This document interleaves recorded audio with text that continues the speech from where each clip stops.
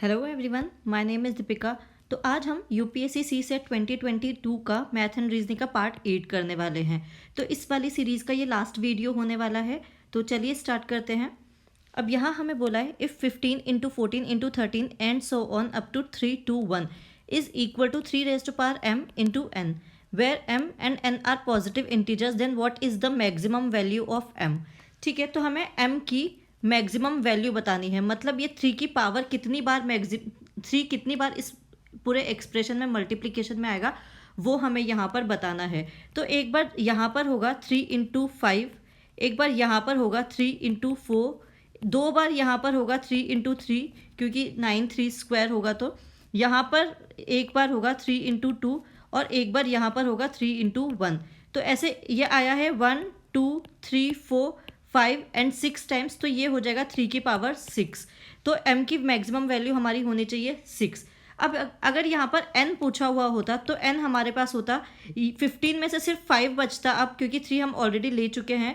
फिर 14 13 12 में से सिर्फ 4 बचता, देन 11 देन 10 देन 9 नहीं लेना है क्योंकि 9 पूरा ही हम ले चुके हैं, देन 8 देन 7 6 में से सिर्फ 2 बचेगा, देन 5 देन 4 3 नहीं लेंगे, 2 एंड 1। तो n की वैल्यू होगी ये पूरे एक्सप्रेशन का मल्टीप्लिकेशन, और m की वैल्यू होगी 3 क्योंकि 3 की पावर में 6 आएगा, तो इसलिए तो यही इसका आंसर होगा 3 रेज टू पावर 6। ठीक है, आगे चलते हैं। अब यहाँ हमें बोला है what is the value of x in the sequence 2 12 36 80 150 and x। तो हमें यहाँ पर ये सीक्वेंस दी हुई है जिसमें ये लास्ट टर्म हमें निकालनी होगी x की वैल्यू। अब यहाँ देखेंगे तो मल्टीप्लिकेशन के टर्म्स में ही ये इंक्रीमेंट हो रहा है, लेकिन एग्जैक्ट ऐसा भी नहीं है कि एग्जैक्ट मल्टीप्लिकेशन के टर्म में होगा।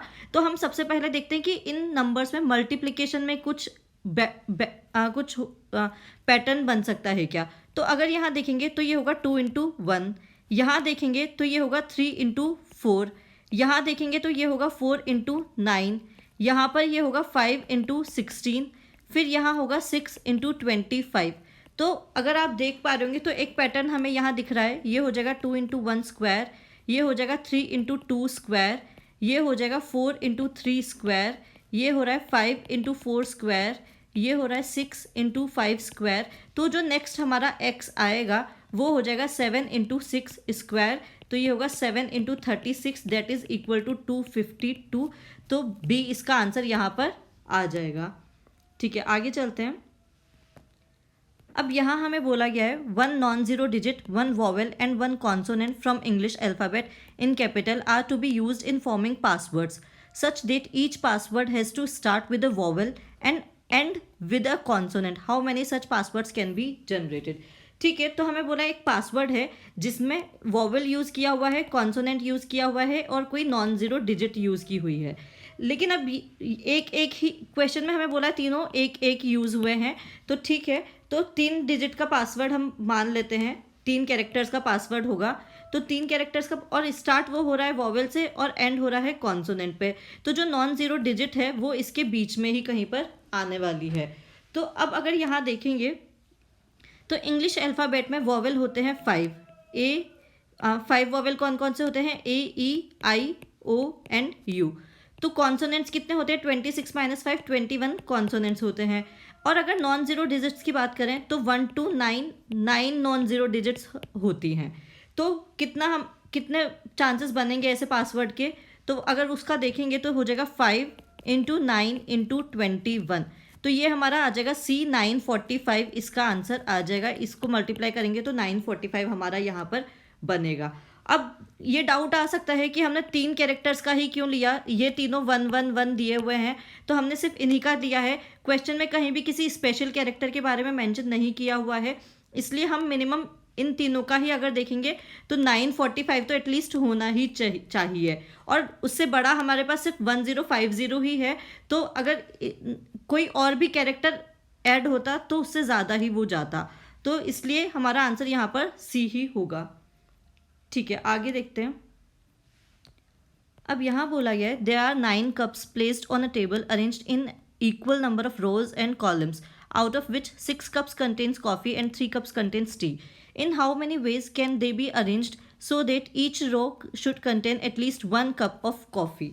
ठीक है, तो बेसिकली 9 कप्स हैं, उनमें से 6 में कॉफ़ी है और 3 में टी है, और equal number of rows and columns है, तो रोज भी 3 होंगी और कॉलम्स भी 3 होंगे। ठीक है, तो अब हमें ये देखना है 6 कप्स में हमें कॉफ़ी दी हुई है और 3 कप्स में हमें टी दी हुई है। तो हमें अब इन्हें अरेंज करना है और हर रो में एटलीस्ट 1 कप ऑफ कॉफ़ी तो होना ही चाहिए। तो अगर हम सबसे पहले देखें तो मान लेते हैं हर रो में 2-2 कप कॉफ़ी गई है। तो अगर 2 कप कॉफ़ी गई होगी तो इस तरह से हम उसे अरेंज कर देंगे, coffee coffee tea, then coffee coffee tea and then again coffee coffee and tea. अब हम सिर्फ फर्स्ट रो में अभी चेंजेस करेंगे, तो कॉफ़ी टी कॉफ़ी, बाकी नीचे का पूरा ही सेम रहने देते हैं। नीचे दोनों रोज में सेम ले लेंगे। फिर हम वापस से ऊपर ही टी को फर्स्ट वाले को दे देंगे और अगले 2 को कॉफ़ी कॉफ़ी दे देंगे। फिर इस तरह से coffee coffee tea and then coffee coffee tea. तो एक ही रो में चेंज करने पर हमें 3 पॉसिबिलिटीज़ मिल रही हैं। तो इसी तरह से सेकंड रो में भी चेंज करेंगे तो 3 पॉसिबिलिटीज़ उसकी हो सकती है और 3 पॉसिबिलिटीज़ ही थर्ड रो की भी हो सकती हैं, सिर्फ इसी वाले केस की अगर हम अभी बात करें तो इस तरह से हमें यहाँ पर मिल रहा है 3 इंटू 3 इंटू 3 दैट इज़ 27। तो हमें सिर्फ ये एक केस की पॉसिबिलिटीज़ कंसिडर करने के बाद मिलेगा। तो ये तो 27 हो गया। उसके बाद आगे अगर हम देखें तो हम ऐसा मान लेते हैं कि फर्स्ट रो में हम 1 कप कॉफ़ी दे रहे हैं, सेकंड रो में 2 कप कॉफ़ी दे रहे हैं और थर्ड रो में 3 कप कॉफ़ी दे रहे हैं।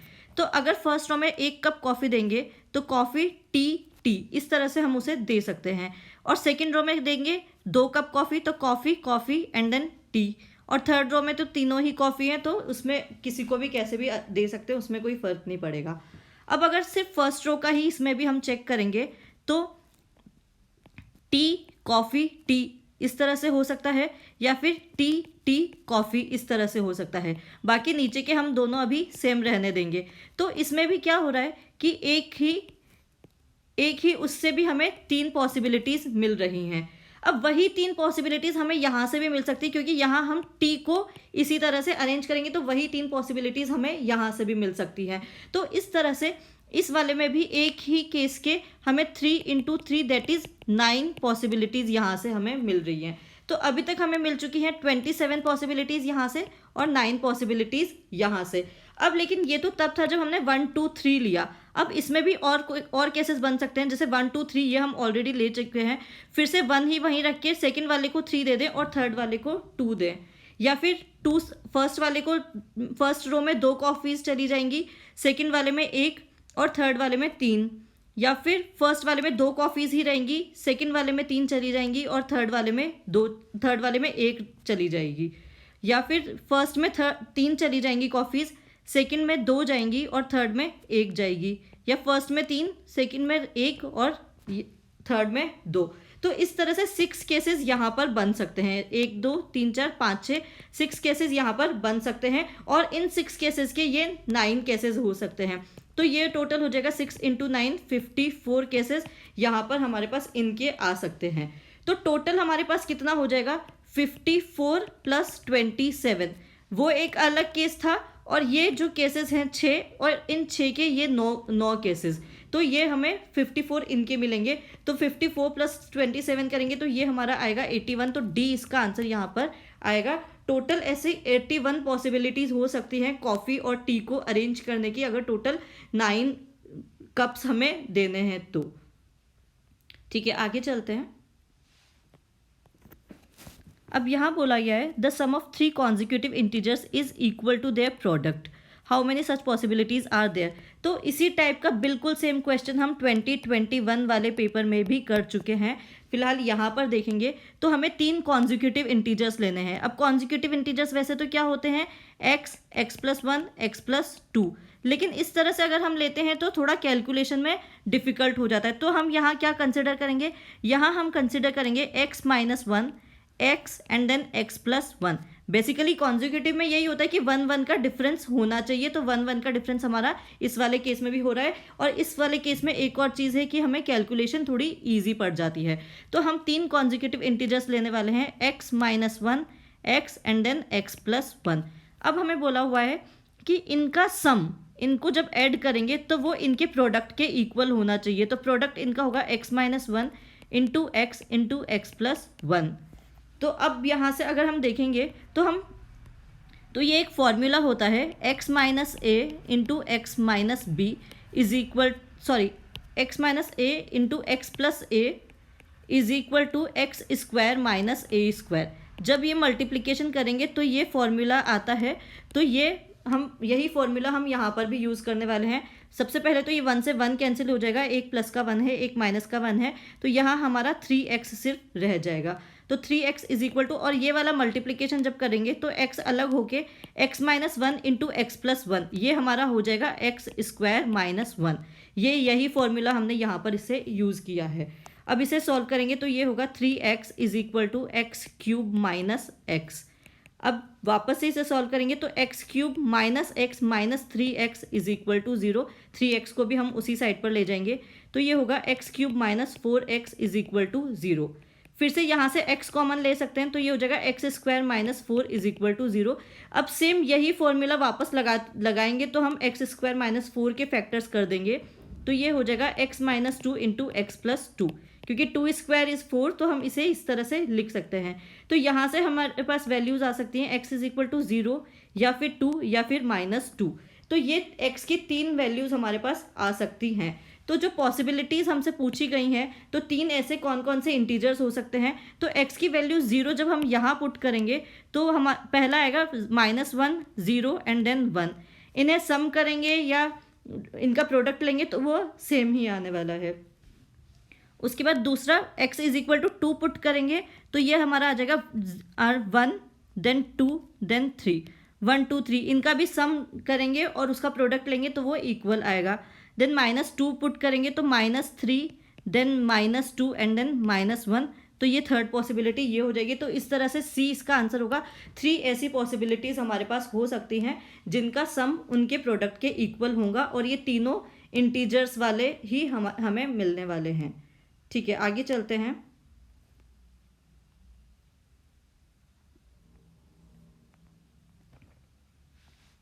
ओके, तो अब यहाँ बोला है what is the number of numbers of the point X Y where X and Y are distinct non zero digits. अब डिस्टिंक्ट हैं और नॉन जीरो डिजिट्स हैं तो ये हमें एक्स वाई के बारे में बोला हुआ है। तो 0.xy, इसमें x और y दोनों ही डिस्टिंक्ट हैं और नॉन जीरो हैं। तो अभी इसके पहले वाले क्वेश्चन में हमने यही देखा है, नॉन जीरो डिजिट्स होती हैं 1 to 9 की, तो टोटल 9 नॉन जीरो डिजिट्स होती हैं। तो हम मान सकते हैं x के लिए हमारे पास 9 पॉसिबिलिटीज़ हैं कि 1 to 9 में से हम कोई भी नंबर x के लिए ले सकते हैं। अब क्योंकि ये दोनों डिस्टिंक्ट होने चाहिए तो जो y के लिए पॉसिबिलिटी बचेगी वो सिर्फ 8 ही बचेगी, क्योंकि जो हम x पर ले चुके हैं वो वाला नंबर हम y के लिए नहीं ले सकते, उसके अलावा हम कोई भी नंबर ले सकते हैं। तो ऐसे y के लिए 8 पॉसिबिलिटी बचेंगी तो टोटल हमारी आ जाएगी 9 × 8 दैट इज 72। तो a इसका आंसर यहाँ पर आ जाएगा। ओके, आगे चलते हैं। अब यहाँ बोला गया है the average weight of ABC is 40 kg, the average weight of BDE is 42 kg, weight of F is equal to that of B.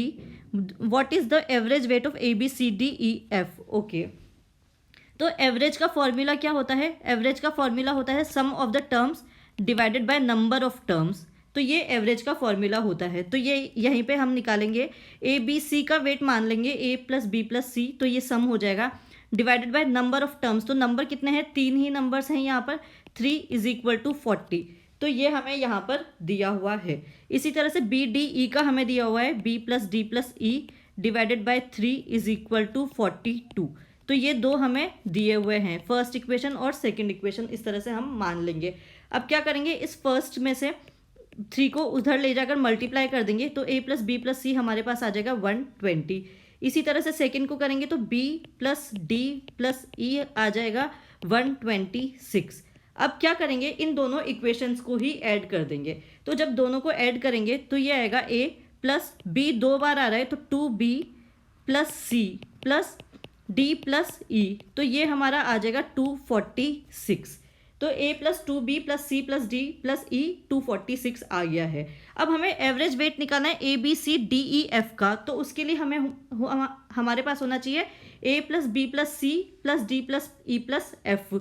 अब यहाँ जो बोला गया था कि B और F इक्वल हैं, तो हम क्या करेंगे, इस 2b को b प्लस एफ लिख देंगे, क्योंकि दोनों इक्वल हैं तो उसे इस तरह से भी लिखा जा सकता है।